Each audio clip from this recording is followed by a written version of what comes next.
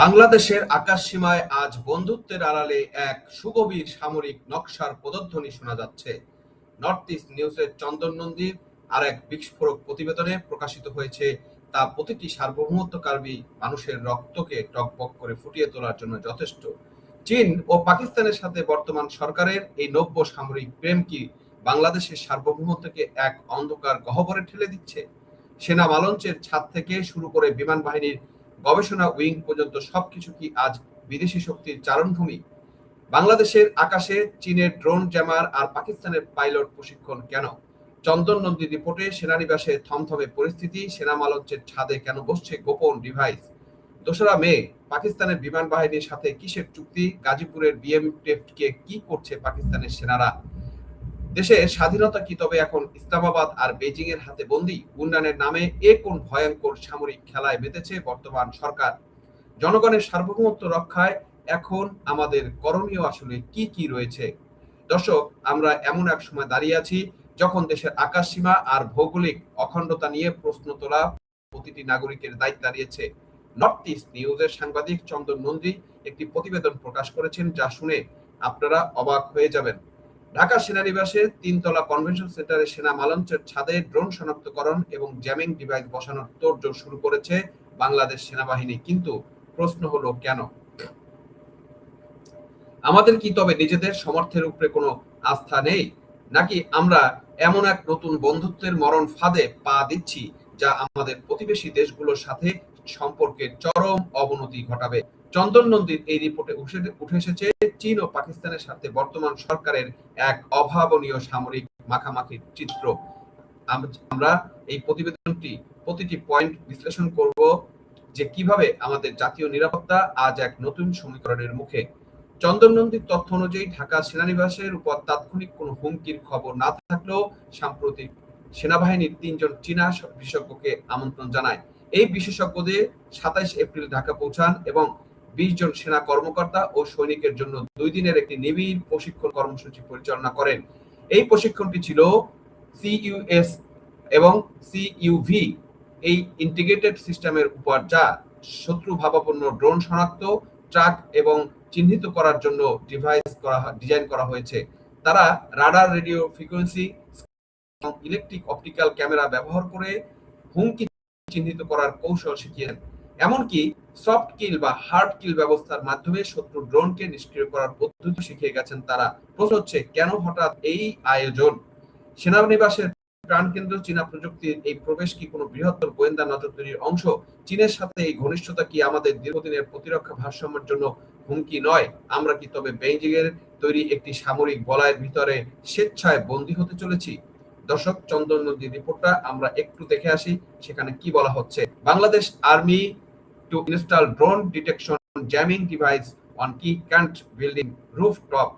Chinese specialist training army officers in detecting, tracking, identifying and identify hostile drones in Bangladesh, and Pak Air Forces may sign MOU on fighter pilot training on May 2.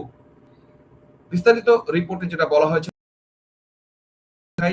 the Bangladesh Army seeks to install drone detection and jamming device on the roof of Sena Maloncho, a 3-story convention center in Dhaka cantonment, even as report indicate that the Bangladesh Air Forces is poised to link memorandum of understanding MOU with Pakistan counterpart on May 2 to deepen cooperation and advanced pilot and technical training.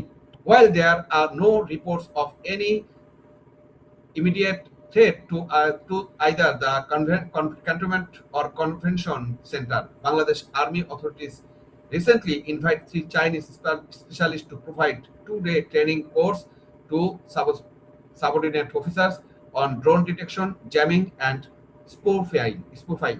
এখন দর্শক, এখানে কিন্তু বলা হচ্ছে, উনি যে রিপোর্টটা দিয়েছে সেটা কিন্তু স্পেসিফিক ভাবেই বলা হয়েছে। এখানে চাইনিজ যে 3জন বিশেষজ্ঞ আসছেন এবং তারা সাবঅর্ডিনেট যে অফিসারদের যে ট্রেনিং করাবেন সেটাও কিন্তু এখানে উল্লেখ করেছেন এবং ডিটেল উনি তুলে ধরার চেষ্টা করেছেন।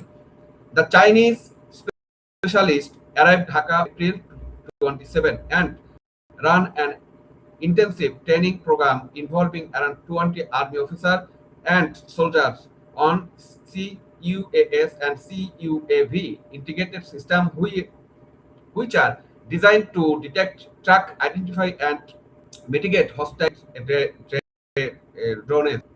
দেখেন এখানে ড্রোন তাকে সিস্টেম করার জন্য, ড্রোন অ্যাটাক বা এই ধরনের জিনিসগুলোকে আইডেন্টিফাই করার জন্য ট্র্যাকিং এবং আইডেন্টিফাইং করার যে সিস্টেমগুলো এবং মিটিগেট করার যে সিস্টেমগুলো সেগুলো কিন্তু ওনারা এই ট্রেনিং গুলোতে করাবেন।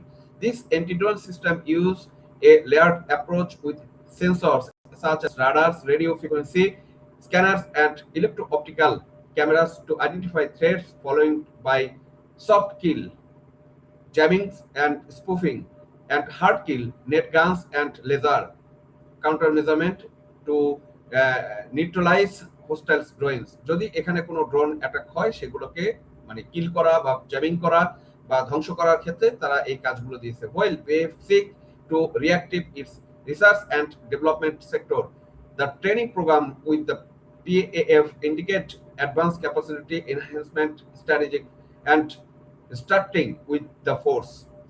দর্শক, আমরা যদি এই জিনিসগুলোকে আসলে ওনার এই কথাগুলোকে ধরতে চাই, সেখানে বাংলাদেশ সেনাবাহিনী এবং বিমান বাহিনীর এই যে যৌথ উদ্যোগ এবং ড্রোন প্রতিরক্ষা ব্যবস্থার ক্ষেত্রে যে চীন এবং পাকিস্তানের সাথে এমও চুক্তি করা, এগুলো কিন্তু আমাদের জন্য একটা অগ্নি সংকেত। তার মানে হচ্ছে তারা এমন একটা জিনিস করছে যেখানে কিন্তু বাংলাদেশের জন্য এমন কোনো থ্রেট নাই যে এখানে ড্রোন অ্যাটাক হবে বা অমুক হবে তমুক হবে, সেরকম কিন্তু কোনো ব্যবস্থা নাই। তারপর কিন্তু তারা এই জিনিসটা করছে। তারপর এখানে আরো কিছু কথা বলা হচ্ছে, যেগুলো বলা হচ্ছে will the February 20 elections brought BNP lead government power in Dhaka, the country armed force continue to build and development defense ties with Pakistan। পাকিস্তানের সাথে বিএনপি সরকার ক্ষমতায় আসার পরও তারা কিন্তু পাকিস্তানের সাথে সেই সামরিক যে টাই আপটা সেটা কিন্তু ধরে রাখার চেষ্টা করছে বা সেটাই সেই পথে কিন্তু তারা হাঁটছে, সেটাও কিন্তু এখানে ইন্ডিকেট করেছেন, কারণ এটা ভারতের জন্য একটা অস্থির সংকেত। On April 30, a delegation of Pakistan Army Forces touched the Bangladesh Machines Tools Factory Limited BMTF complex at Gazipur, Dhaka। দেখেন এই BMTF হচ্ছে সেনাবাহিনীর এমন একটা প্রতিষ্ঠান যেখানে সেনাবাহিনীর বিভিন্ন ধরনের মেশিনারিজ তৈরি করা হতে শুরু করে, মেরামত হতে শুরু করে, ফার্নিচার হতে শুরু করে, এভরিথিং কিন্তু এখানে তৈরি করে। ইভেন এই BMTF কিন্তু সরকারি বিভিন্ন প্রতিষ্ঠানের সাথে G2G মাধ্যমেও বিভিন্ন প্রোডাক্ট তৈরি করে থাকে এবং সরবরাহ করে থাকে। এবং BMTF বাংলাদেশ সেনাবাহিনীর অন্যতম একটা ভাইটাল প্রতিষ্ঠান এই মেশিনারিজ বা অন্যান্য জিনিসগুলোকে সরবরাহ করা বা সার্ভিস করার ক্ষেত্রে। সেখানে যদি পাকিস্তান লোকের আনাগোনা এভাবে হয়, সেটা কিন্তু আসলে alarming. The Pakistan officer observe by production process engaged and discussion the advanced collaboration and reportedly praised BMTF technology and quality standards। The BMTF is state-owned commercial entity that operates the management of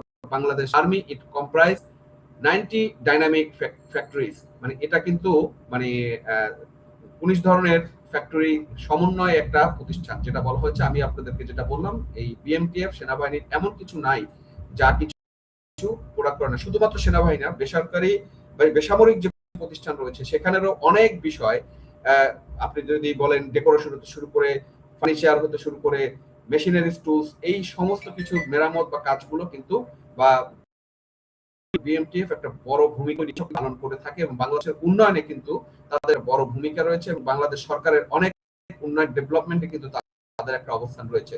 সুতরাং এই BMTF এর ভিতরে যখন আপনি পাকিস্তানের এই এজেন্টদের ঢোকার অনুমতি দেন, তখন সেটা কিন্তু কোনোরকমই আন্তর্জাতিক বিশ্বে একটা ভালো কিছু নজর দিচ্ছে না। দর্শক, আমরা আলোচনায় যেগুলো কথা বলতে চাই, সেখানে যে বিষয়গুলো আমরা একটু তুলে ধরতে চাই, এই যে ড্রোন জ্যামারি কিন্তু শেষ নয়। চন্দন নন্দিন প্রতিবেদন বলছে গতকাল অর্থাৎ 2রা মে পাকিস্তান বিমান বাহিনীর সাথে একটি সমঝোতা স্মারক বা MOU স্বাক্ষর করতে যাচ্ছে বাংলাদেশ বিমান বাহিনী বা করেছে। এই চুক্তি লক্ষ্য হলো উন্নত পাইলট এবং টেকনিশিয়ান প্রশিক্ষণের সহযোগিতা গভীর করা। বলা হচ্ছে বাজেট স্বল্পতার কারণে 10 বছর ধরে বিমান বাহিনীর গবেষণা এবং উন্নয়ন R&D কর্মসূচি স্থবির হয়েছিল। এখন নাকি সহায়তায় প্রযুক্তিগত উদ্ভাবন এবং আধুনিকায়ন। এটা একটা হাস্যকর বিষয় যে পাকিস্তান নিজেই অন্যের ঋণে চলে, যারা নিজেদের প্রযুক্তিতে স্বয়ংসম্পূর্ণ নয়, তাদের কাছে আমরা প্রশিক্ষণের ভিক্ষা নিচ্ছি।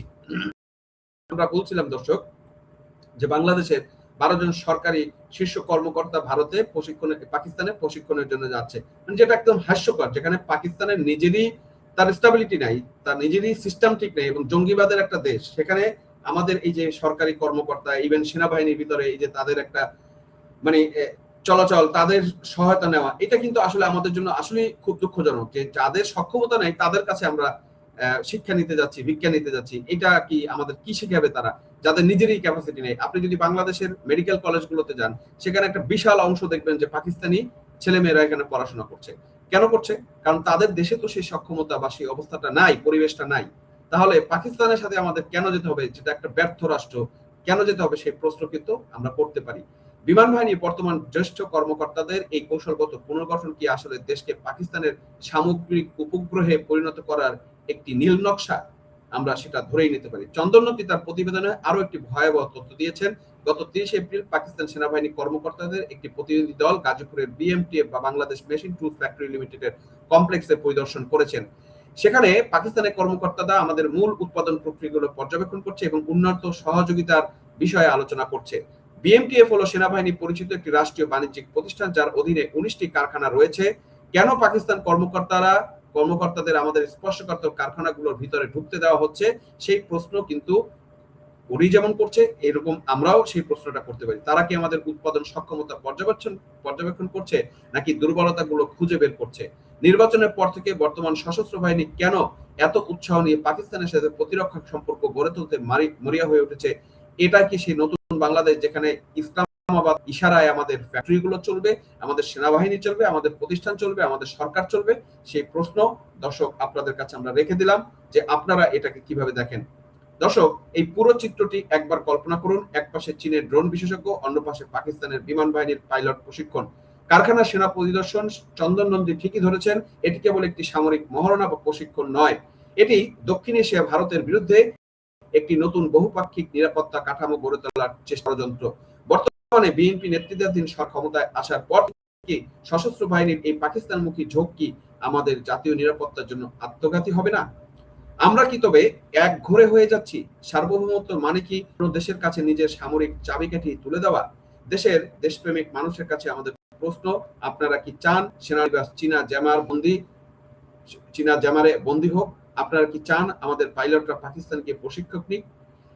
এই সক্ষতা যদি এখনই বন্ধ না হয়, তবে আমাদের পাকিস্তানের স্বাধীনতার যে সূর্য, আমাদের যে স্বাধীনতার সূর্য আবারও মেঘাচ্ছন্ন হয়ে পড়বে এবং সেই দিকেই কিন্তু আমরা আগাচ্ছি। এবং পাকিস্তান আমাদের শত্রু রাষ্ট্র, যে পাকিস্তান আমাদের কখনো ভালো চায় না, যে উন্নতি চায় নাই, তাদের সাথে থাকার সময় চায় নাই, এখনো চায় নাই, সেই পাকিস্তানের সাথে আমাদের এত সখ্যতার কারণ কি?